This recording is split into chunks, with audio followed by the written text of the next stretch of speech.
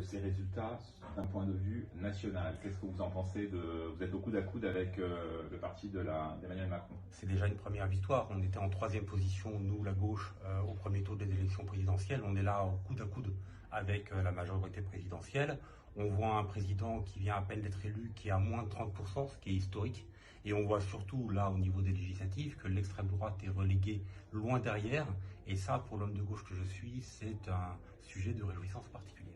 Alors ça, c'est au plan national, car localement, c'est beaucoup plus compliqué, notamment sur le département du Var, par exemple, où certainement vous ne serez pas présent au second tour. Peut-être un candidat ou une candidate au second tour dans les Alpes-Maritimes. Mais est-ce que vous sentez quand même un début de renouveau? Est-ce que cette union de la gauche fait qu'elle se porte mieux, même ici, localement? Oui, clairement, parce qu'on a une clarté idéologique, parce qu'on a enfin une union qui était tant attendue.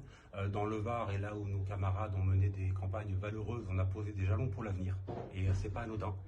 Et dans les Alpes-Maritimes, tout va se jouer avec le dépouillement des grandes villes. Et on sait qu'à Nice, notamment, on peut avoir des retournements de situation importants. Et dernière question, si vous n'êtes pas qualifié pour le second tour, mais qu'il y a un candidat de droite face à un candidat d'extrême droite, ou un candidat de la majorité présidentielle face à un candidat d'extrême droite, quelle sera votre consigne de vote? Chacun est libre d'agir en conscience en tant que soutien de la NUP et sur la position de la NUP générale. Le mot d'ordre est simple, pas une seule voix pour l'extrême droite.